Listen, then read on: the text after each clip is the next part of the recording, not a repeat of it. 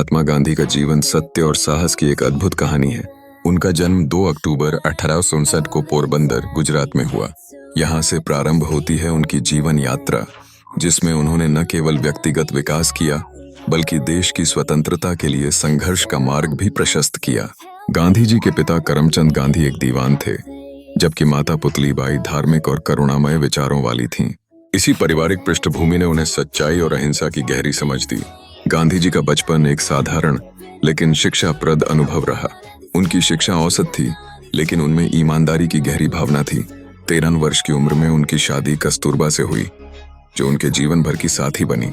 इनकी शादी उन पर न केवल व्यक्तिगत स्तर पर प्रभाव डालती है, बल्कि कस्तूरबा ने उनके आदर्शों और संघर्ष में उनका साथ भी दिया। 1865 में जब गांधी जी इंग्लैंड गए और कानून की पढ़ाई की, तब उन्होंने अपने जीवन में सामान, शाकाहार और साधारणता का पालन किया।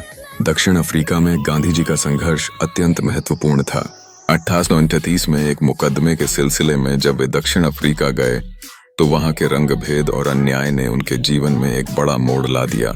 रेलवे में एक घटना ने उनकी जिजीविषा को जगा दिया। उन्होंने वहां सत्याग्रह का एक सिद्धांत विकसित किया, जिसमें बिना हिंसा के अपने अधिकारों के लिए लड़ने की बात कही गई। इस आंदोलन ने उन्हें दक्षिण अफ्रीका में लोगों के बीच महात्मा के नाम से प्रसिद्ध किया। 1915 में भारत लौटने के बाद गांधी जी ने स्वतंत्रता संग्राम में सक्रिय भागीदारी की। उन्होंने चंपारण सत्याग्रह, खेड़ा सत्याग्रह जैसे अनेक आंदोलनों का नेतृत्व किया, जहां उन्होंने किसानों और आम लोगों के लिए न्याय प्राप्त करने की लड़ाई लड़ी।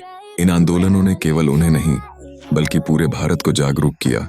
गांधी जी ने हमेशा अहिंसा और सत्य के मार्ग पर चलने का संदेश दिया, जिससे उन्होंने लाखों लोगों को प्रेरित किया।